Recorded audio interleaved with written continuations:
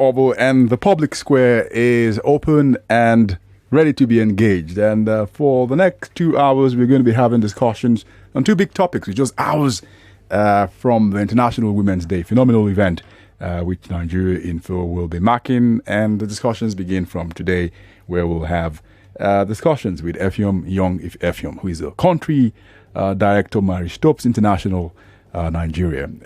It's been a great discussion offline or online. It will continue. We'll also have discussions after that around what you know as a social media bill, but it's not exactly the name what it is. It's some long name. We'll get into that much later and look at what the pros and cons and all the debate and drama will be like. Remember, you can join the conversation at Public Square NG, at Nigeria Info FM, at our Obo, at Rotimi Sankore. I'll let you in into the numbers that you can send us on WhatsApp, as well as our landlines when we're ready to let you in. But good evening, Rotimi. Thank you so much, Ahoho, and welcome, Effiom. Thank you. Yes, okay.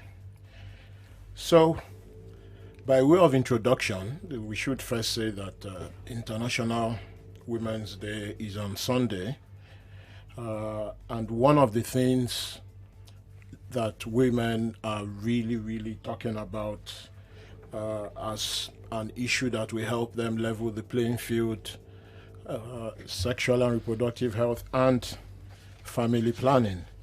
Because as we said in the promo, that in countries where these are upheld, it has facilitated women being able to complete education, study further, get jobs, maintain jobs, and in fact, child spacing is also really recommended for women's health. So you, as a country director of Maria Stopes, will help us go through this so that everyone can understand why it is important, why the Sustainable Development Goals of signed up at the UN by 193 countries in Nigeria really highlighted this as an issue for governments to invest in. So welcome again. I think firstly you work with government and private sector. Yes, correct. To implement yes, broader reproductive health and reproductive rights services. That's more of making sure we provide Nigerian women, and by extension the Nigerian people, the right to choice of their contraceptive choice. So for us, it's wanting a Nigeria where every birth is wanted, and like what this Women's Day is talking about, which is ensuring that we empower women, and we know that the first way of empowering people is not denying them their right to choice, and we think women should have the right to choose what they want to do about the number of children they should have, and also when they should have it. You know, we feel denying anybody that right to choose is not empowering the person, but more importantly, creating a world where we are not enabling the right people. Okay. But these services, we'll come to that later. These services are not just for women. Exactly. No, yes, never. I mean, looking at this, some interesting things struck me, including services for men.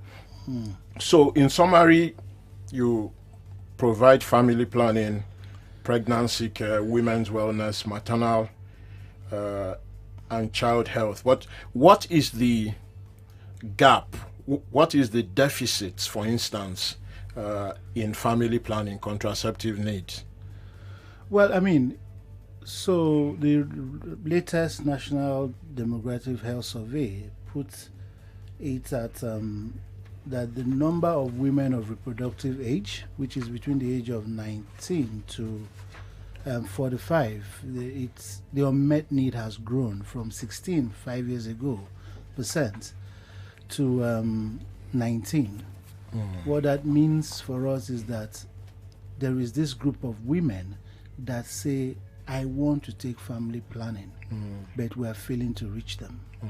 And what that means is that they have no other choice there, either have the baby or resort to unsafe abortion, or abortion in generally.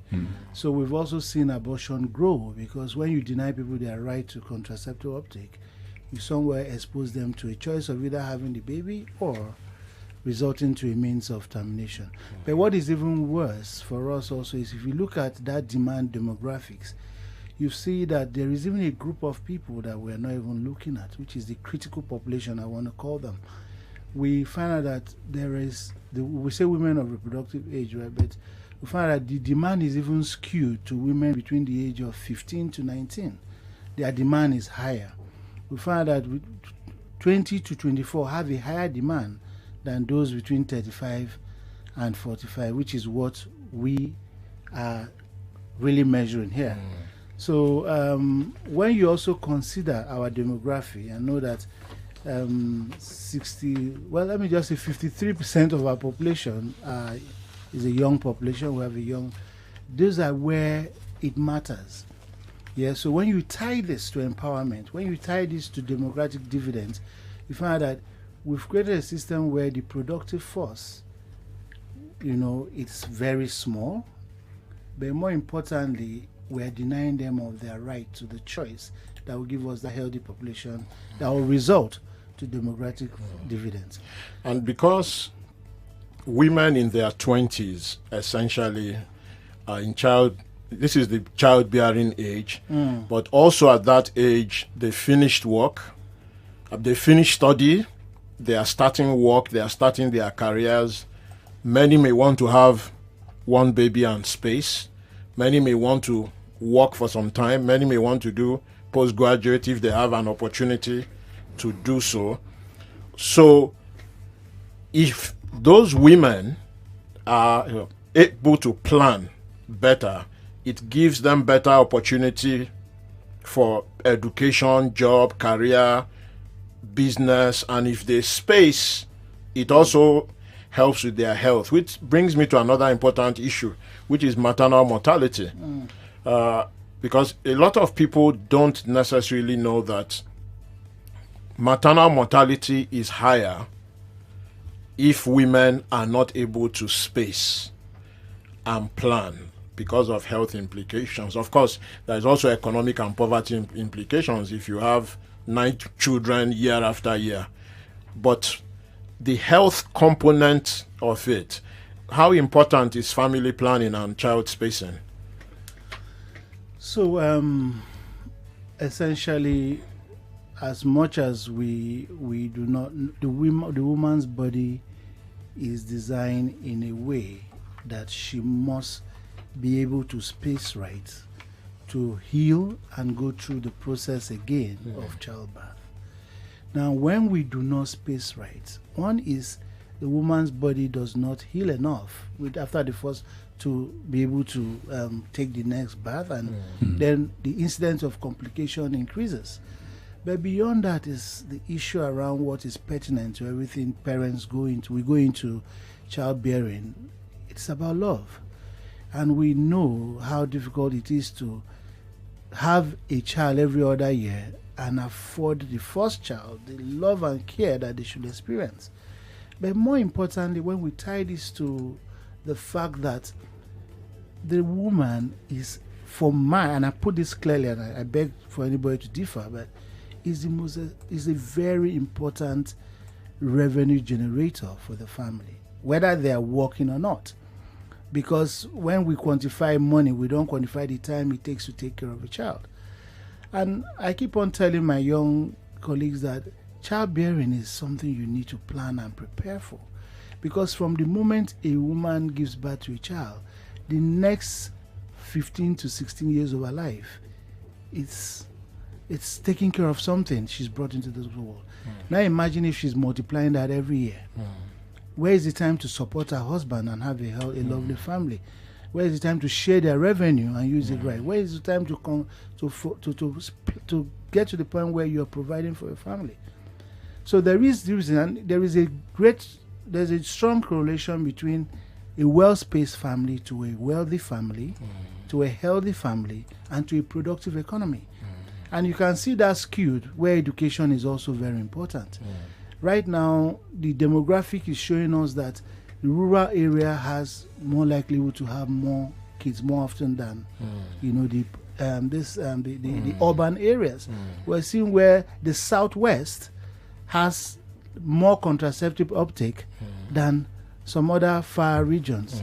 I mean, it's not just about wealth, but it's important. There is also religious inclinations. But wealth and health go together. Exactly. I mean, if you look at the Northeast and Northwest, where the total fertility rates per woman is highest, and you multiply with polygamy, it means one farmer could have 28 or 32 children. And if you can't look after them, this is one of the factors that leads to more conflict. But as we're moving from an agri-based economy to a network economy, you don't need more children in the farm. So that idea of... So the insecurity and conflict will get worse there. Yes. Because all these 28, 32 children, they are not even farming.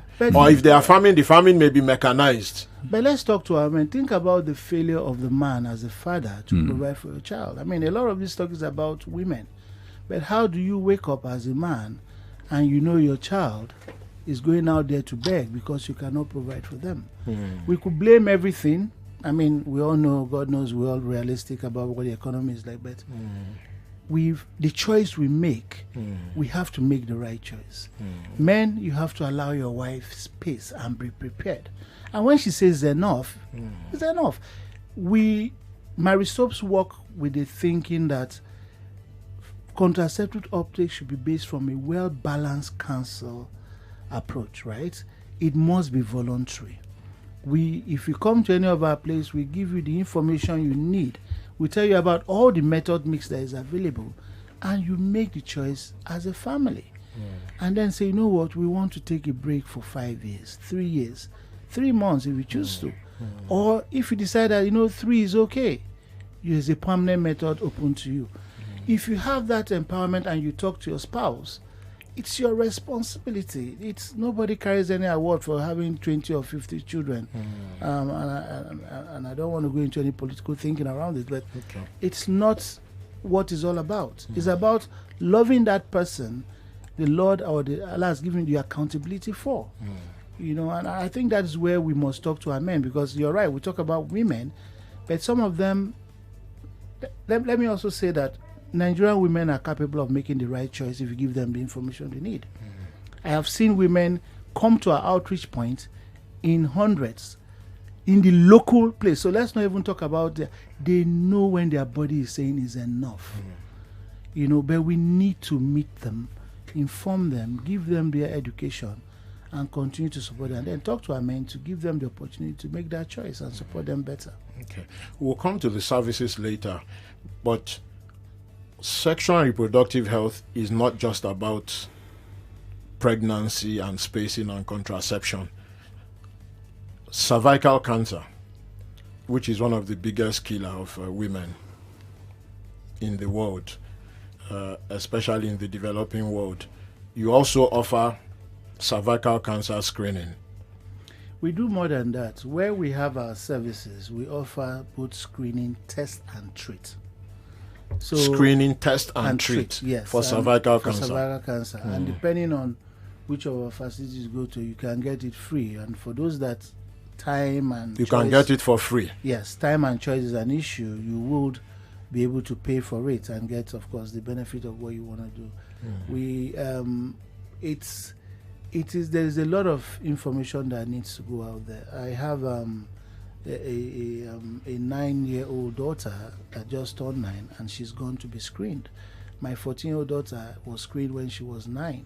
So it is better to prevent than to cure. But whatever, when you the vaccine, the HPV vaccine, yes, how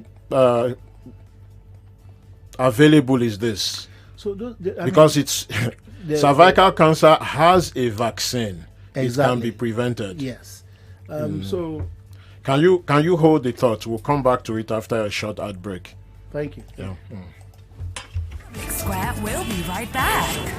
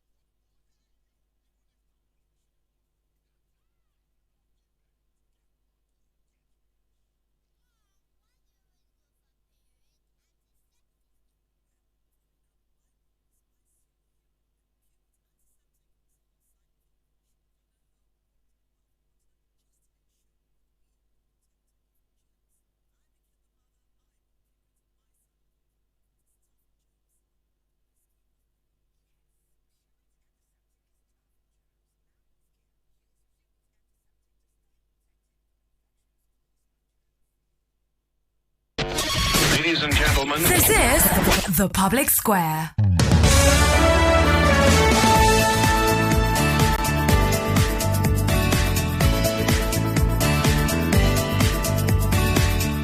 Well, welcome back. It's 4:30, hot, humid city of Lagos, and we on Public Square having discussions. Just around the corner, the International Women's Day, One for Equal, the theme for this year's event, and we're having an early discussion with Effiom Nyong Effiom, who is the country director for Marriage Stops Nigeria, and Rotimi. Yeah, thanks so much. So, Effiom, we were talking about cervical cancer screening before the break, and you were underlining that you not only screen, but you also treat. See and treat, yes. And that this can also be free. So yes, again, the right, nothing is free. Let's also put it that clearly. But right now we have some donor support to see very highly underserved women in very far-flung locations that cannot afford to treat for free. But in our clinics and some of the private sector we support, they do offer for what would be a fair price for that. But I think I was talking to a young lady yesterday, and she was like, there should be a national program because of the broader thinking about how this puts our women at risk. And since there is a good way to see and treat it, then both from the vaccination point of view, making that very available everywhere, as much as training up providers to be able to know what to look at, look for, and what to treat. Really taking a very naturalistic approach to preventing cervical cancer will be a more broader way to manage it. A lot of partners are doing what they can, and I know different bigger funders are looking at how can they make this. The services you provide, does it include the HPV vaccine? Yes. So for where we offer that free, of course, that also includes that. And the HPV vaccine is recommended for women to take before they are exposed to sexual activities. Yes, so that would be the best. And maybe that's why I rushed my daughters to there.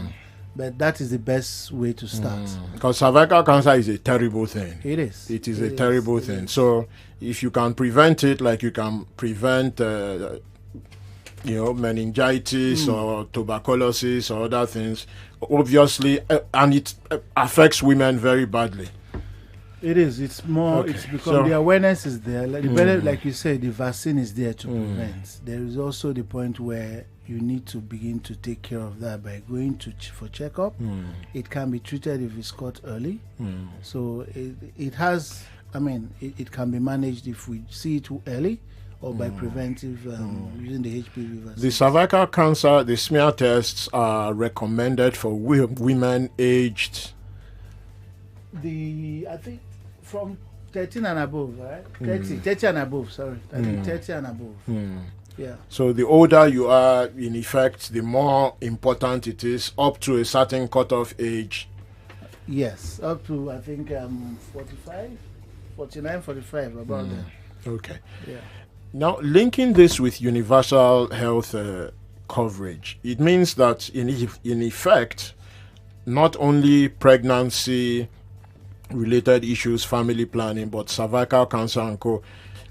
make up the package for universal health coverage for women. Yes. Because life expectancy for women is lower where women don't have access to these services. So often, it's a life and death matter. It is. And of course, we know the impact of the death of a woman on the family. But I think this was well captured in the Sustainable Development Goal. If you look at the Goal 3, which is talking about ensuring healthy lives and promote well-being for all ages. There's a part about achieving universal health coverage, which includes financial risk, access to quality healthcare services, access to safe, effective, and quality and affordable medicines for all, and vaccines for all. I mean, these are broad goals, but I think we should start working towards to achieve if we want to ensure that our women live good lives, and I mean for all ages and well. Okay, let's go back to those services. Now, I was saying services for men as well, not just for women, and we like to say that the men should be involved. Now, there is a contraceptive service which many men, when you mention it, they raise their eyebrows and lean their head back and say, really, the vasectomy. Because we will talk about the other ones, the IUD, the female condom, and so forth. But this vasectomy, in the developed countries, it is seen as a very safe, easy option for men. Here, for some cultural or social reason, men don't really get it. Explain to us what a vasectomy is. Well, I mean, there are two categories of contraceptive prevention that is called a permanent method. Now, there was a time it was thought to be 100% non-reversible method, but science has moved. However, we still classify them as permanent methods, not because it can be with a lot of other things, but more importantly, it's not something that people make decisions on. One of them is what we call tubal ligation, which essentially is tying the woman's tube to prevent fertility. But the other one is vasectomy, which is really around nipping a part of their the cord that takes sperm, the pregnancy substance through the penis. Now, it is a 5 minutes procedure. It is very, very less riskier than that of the tubal ligation, and it is a means by which we feel men can also get involved. in making sure that they actually make that reproductive right decision and say, I don't want to have any more kids. I don't want to talk about any other thing beyond just that it is a decision men need to make. And I'll give you something that happened to us. Mary Stopes, can I just say, in all our centers, at very, very subsidized rates, are willing to provide these services to anybody that is willing to take up the services. We have consultants, well-trained doctors working that can provide these services. Last year alone, to just also encourage us men that it's not novel like that, we were able to provide for about 500 to 600 men. And why did we go into this? There was a time we went into an outreach point in Benue, and a man came in with his 3 wives, and he had a total of about 32 kids. And 32 children, 32 one kids. man. And he brought the women and said, you know what, remove it. Tubal ligation. I was around then. I was like, you bringing it, what about you? And his eyes lit up. He said, can I do it? And at that point in time, we had no trained professional quality assured to do that. So we now invested in that. We can boast of about 20 of them across the country willing to do that, and they've been so now, instead of tying or snipping the tubes of the women, you can do that for the men. Yes. And it's 5 minutes. It's 5-10 minutes tops. It's a very less invasive procedure. People talk about the healing time. I think it's put less than 1 week. Yeah, and it's not you don't sleep over. You do it and go home. And for men, this doesn't affect performance. No, I mean, this is a it big issue for you men. still ejaculate. It's just that it will not be pregnancy inducing. So it doesn't affect you in any way, except that you won't have any more children than you need. Yes. Or that you want. Yes. Okay. Yeah. All right. Not that I know of. I think that's the information, because medical science keeps changing, and I'm sure people have different positions on this. But like we said, that is available too. Okay. There is another interesting service which often involves old wives' tales. So there is the IUD, which can be provided for women, the device, and it lasts up to 10 years. So women turn up, it's inserted, it lasts up to 10 years. But there is this old wives' tale that sometimes, the baby comes out and holds the IUD in the hand and says, oh yeah, here, here is your thing back. I mean, does that ever really happen? Or it's just one of these myths that no one knows where it has come from? Honestly, I've never seen any child with IUD. And we've heard so much myth around it. But that is the bigger problem with the uptake of contraceptive in a world like that. There are a lot of myths. There's so much myth, and we need to do a lot to dispel that. One of the funny things is that we focus on satisfied user, because most times it's the people that have taken the services that go and say, you know what, I have done this and it's not what you think. IUD is a very safe option in a lot of ways for women to choose. There is the one for 5 years, which is different from the one for 10 years. And they have other added values, especially in some cases. There's one that helps reduce excessive flow during menstruation, less pain also. So if you have that challenge and you're waiting to space, that will but more of the myth we've heard about is around men feeling comfortable or not about it. And but there is services. There's the IUD, and interestingly, a lot of Nigerian women are embracing it, and we want to encourage more that have made up that choice to take off family planning, that is also available. Let me just say that services is provided in a lot of primary health care government-owned facilities across Nigeria now. So, and the skill set was lacking, but that has been massively increased. Myself supports about 2,600 of government-owned facilities working with the midwives there or the health provider to deliver this with the best of quality and comfort, and for free. Yeah, so it's something that is available. It's one of the choices, but it's not as scary as it's meant to be. All right. This is the point at which we engage the wider public square. So we'll take some calls. I'm sure some men may want to ask about this vasectomy matter. I'm sure some women may also want to ask about the cervical cancer screening and prevention services. All right. So in case you don't have our new number, it's 0700 993 993 993. Again, 0700 993 993 993. So call us and let's have a conversation on Public Square. We have the country director for Marriage Stops International Nigeria, Effiom Nyong Effiom. Let's see who we have first.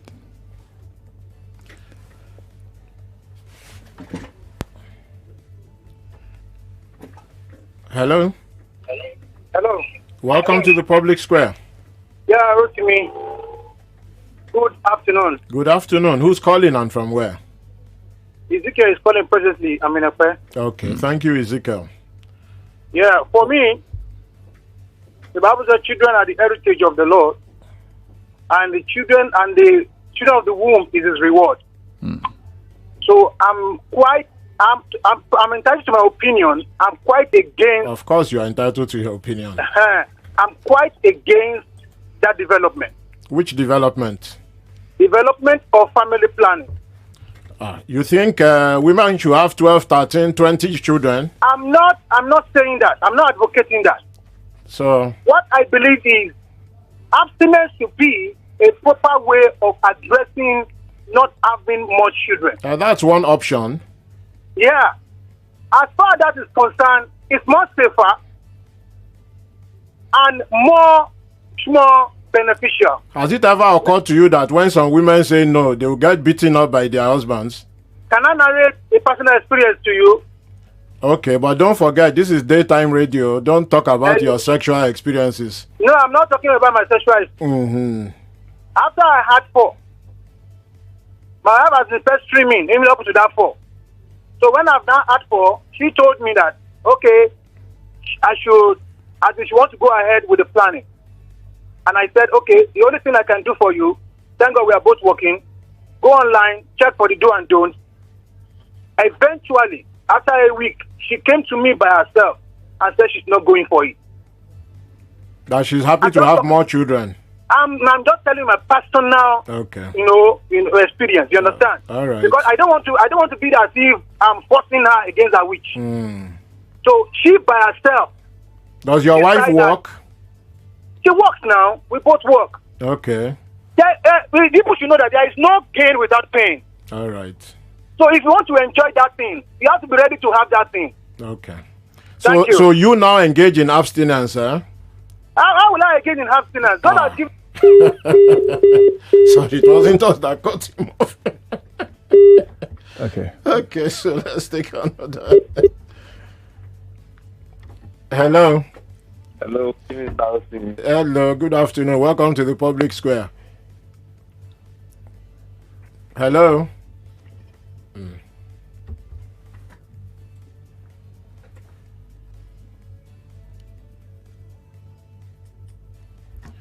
Hello.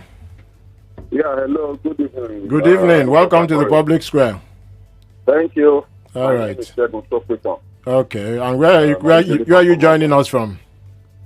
Oga. Okay. Welcome. Yeah. So, what's your Thank question? Try and keep it short, so we can take more people. Yes. I'm quite conscious of that. First, a comment. I think that there are some opinions. Ignorance is a huge problem with this. Whether it's cervical or whether it's contraception and family planning. And I think that when people like the last caller, with all due respect to him, call to say the kind of thing he just said, he needs to be corrected. It's not a matter of opinion anymore. You are doing harm to society and the world at large. So I think when such people call in, I don't know how you can do it. I know it's a difficult job, but I think they need to be corrected. They need to understand that this thing is not opinion. it's that there is a better way now to do these things. And so my question very quickly, I'm going quickly because of time. Mary Top, I don't know, the vasectomy for men that are interested, can you give a little bit of more information as to how they can go about getting it from you? Cost is usually a constraint, because I understand it's sometimes somewhere between 250 to 300,000 in a regular hospital, and it could be higher depending on where you go. So, since you say it's probably subsidized with you, can you just explain how we can go about accessing this? Thank you. Okay. Thank you. So, do you want to go into details of the subsidy or how free it is, or they should just contact I would like to say the clinics and yes, you can check us on our social media page. We have a contact number. You can talk to us, but we have a clinic in Sulere. It's also there at the website. Please go there. I can assure you won't pay more than, I will put it at 30,000 naira or so, or less. So Okay. that is not. so that's about at most that's 10% of what you was 10% talking of what we were about. talking about. But more importantly, please don't take my word for it. Once you made up your decision, your mind to go and talk to a professional and get all your advice. So it's not discriminatory in any way. We only give you information for you to make the choice. All right. Okay. So let's see if we can squeeze in 2 or 3 more. Do we have something on WhatsApp or social media so we can interact with all the platforms? We don't have WhatsApp yet, but Okay. let's see first. We can. Okay, we can take some more calls then.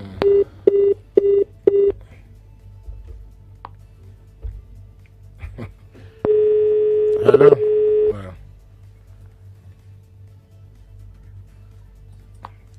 Hello. Hello. Okay, that isn't going through. Hello. Okay. Is it that the technology is problematic? Okay, so while we're still trying to get in the calls. Okay, I think we have one. Hello. now. Hello. Don't forget, our new line is 0700 993 993 993. 0700 993 993 993. So please note the new lines. Apologies for the change. It's to make it easier for you to remember and easier on your pocket as well. Okay, let's try this answer. Hello. Hi, good evening. Hello, good afternoon. You need to help us by switching off your radio. Oh, okay. Good evening. Good evening. We can still hear the echo. Please switch off.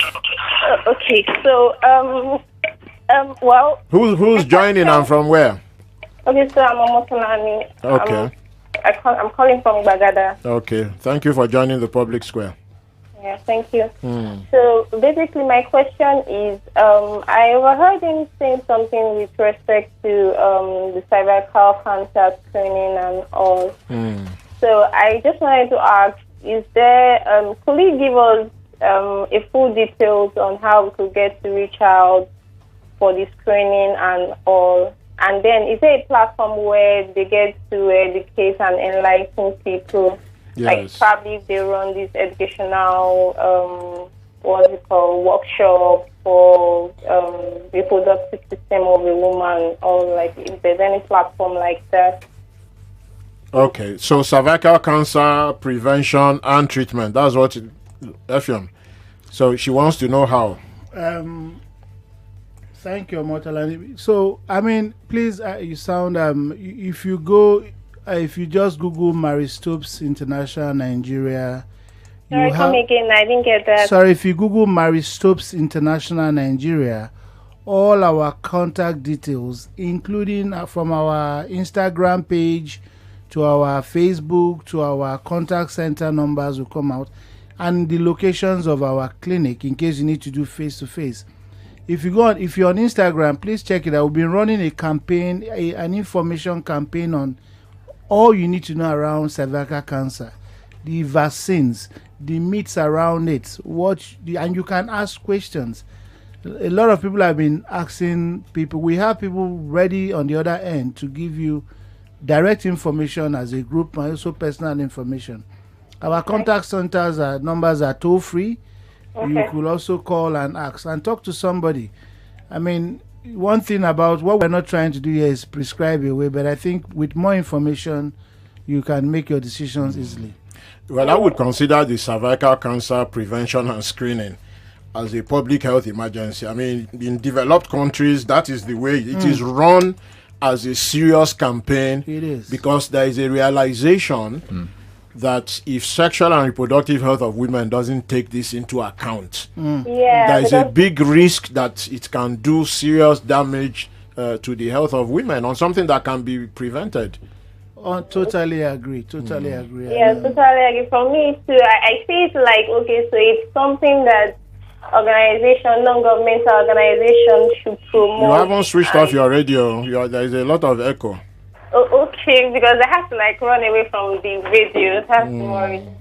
Okay, so is it better now? Yes, you can hear us on your phone now. Yeah, no, I needed to confirm the name of the. Did you say Frank Soul or Limestone? Effiom, can you ask the question again very quickly? The name of the organization, do you say? Maria Stopes.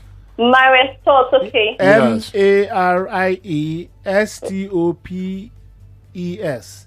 But I don't know, Rotimi, can I give her a number to call right now? I would appreciate that. It's a toll-free number. Yeah. Okay. So you can call 08000 22252. Okay. That is 08 40s 22252. Oh, okay, I got that. Okay. So, Mortalina, when you call, tell them what you want: cervical cancer screening, anything, prevention, and they will talk you through. Health, yes. Okay, thank you so much. All right. Yeah. Thank you. You're welcome. Yeah. So, let's see if we can squeeze in just one more. Okay. The technology is... All right. So, thank you so much. Just one last word. You know, the second caller was... the second male caller was making a point about the first male caller who was saying that, that children are a blessing. And he was saying that, in fact, that is not necessarily the case in terms of affecting the rest of society. And I just wanted to clarify what the second caller was saying, which is that if people decide to have 12 or 13 children because they believe that it doesn't affect any other person, it actually does, because when the society, too many children, overpopulation, all these things can lead to social issues, conflict, poverty. And if everybody decides to walk down that lane, we're already 200 million. By 2050, we'll be 400 million. And by then, there will be no oil. So if everybody decides to walk down that road, the important thing is the knowledge and the education. So people can make better choices. I agree. And I think we shouldn't hide under any religious inclination or anything. It's about choice. And you're entitled to your belief, but it doesn't make it right. And we are a people and a nation. But we all sit down here in Lagos and ask ourselves, this Boko Haram is in, for example. But behind all these issues, security problems. Yeah, 32 children for one man. There's a security problem. And if he loses any of his wives in the process, all those kids are orphaned. Exactly. And, when you look at it, Lagos State has the highest contraceptive uptake, although skewed towards short-term methods. But the question is that... And there is a link with the educational aspiration of women, and their economic women, potential. They don't support. We have a country where we cannot continue to do things the way it was. Whether you accept it or not, whether you do abstinence, don't expect that of the next person. We know abstinence is there. If everybody was abstinence, HIV would not be here, right? So not talk about pregnancies, but more importantly, please, it's not as bad as we make it seem to be. I think education is key, and we'll keep on trying our best. And let's just add one final note. While abstinence is indeed an option, a lot of women, in fact, the majority of women don't have that choice on their table, because they are likely to face violence and intimidation if you say you are abstaining indefinitely. But who is abstaining, to be honest? No, I'm just saying. The woman or the man? Because men say abstinence, but is that the choice the woman is given? Yeah. All right. So thanks so much, Effiom. So, folks, Effiom, country director of Maria Stopes. He says just go online and you'll find them on the web, their social media handles. Next week, I'm sure everyone will be talking a lot about this on Nigeria Info, all the issues that have to do with women's development and women's rights. It is International Women's Month, and Women's Day is on Sunday. So next up, social media bill. Yeah, social media bill and all of what is going to be happening beginning from next week. So Public Square, we're going to have that discussion first before we throw it to the audience. The public hearing is on Monday. Yeah, beginning in on Abuja. Monday. And National Public Assembly. Square is taking your temperature on whether you think you should go to jail for 3 years or pay 300,000 for a wrong social media post. Right. Stay tuned. We'll be back in a few minutes. Public Square will be right back.